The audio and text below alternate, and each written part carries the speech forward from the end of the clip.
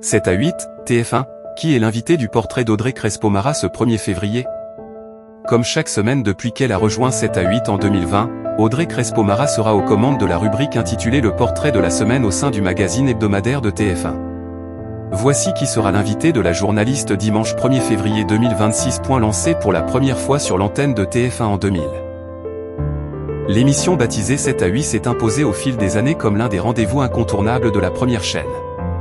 Avec ce programme, TF1 jouait gros en proposant un magazine d'information d'un genre nouveau sur la tranche horaire de 19h à 20h du dimanche, au sein d'une case très exposée face à un vivement dimanche prochain, puis les enfants de la télé sur France 2. Concrètement, 7 à 8 propose entre 3 et 4 reportages de formats divers sur l'actualité du moment.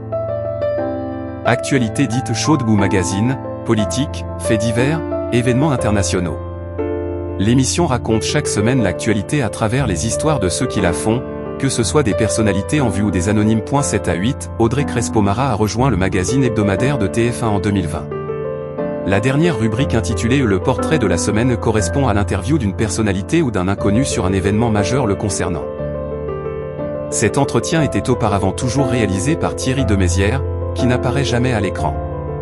En août 2018, le journaliste décide de quitter le magazine pour prendre du recul et réaliser des documentaires. Elle est ainsi remplacée par Stéphanie Davogno, qui était déjà son joker par le passé. À la rentrée 2020, Stéphanie Davogno est à son tour remplacée par Audrey Crespo-Mara. Lors du prochain numéro de l'émission diffusé le dimanche 1er février 2026 à partir de 18h30.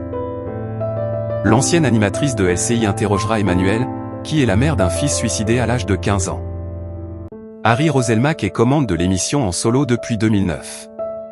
Jusqu'en 2006, ce sont les journalistes Thomas Hugues et Laurence Ferrari qui incarnaient 7 à 8 chaque semaine sur TF1. Par la suite, ils ont tous les deux été remplacés par un nouveau duo composé d'Harry Roselmack et Anne-Sophie Lapix. Suite au départ de son acolyte en 2009, Harry Roselmack a poursuivi la présentation du magazine hebdomadaire de la première chaîne en solo. Depuis 2015, 7 à 8 est précédé d'une autre émission intitulée 7 à 8 Life, programmée à 17h15, également incarnée par Harry Roselmack sur le même plateau. Ce programme dérivé se différencie du magazine originel par une ligne éditoriale axée davantage sur la proximité avec les téléspectateurs. Les reportages couvrent généralement l'actualité à échelle nationale. Questions sociétales, immersion et rencontres avec les Français, et du quotidien en sont les principales rubriques. Si la vidéo vous a plu, abonnez-vous à la chaîne pour ne rien manquer des prochaines actus. Merci pour votre soutien.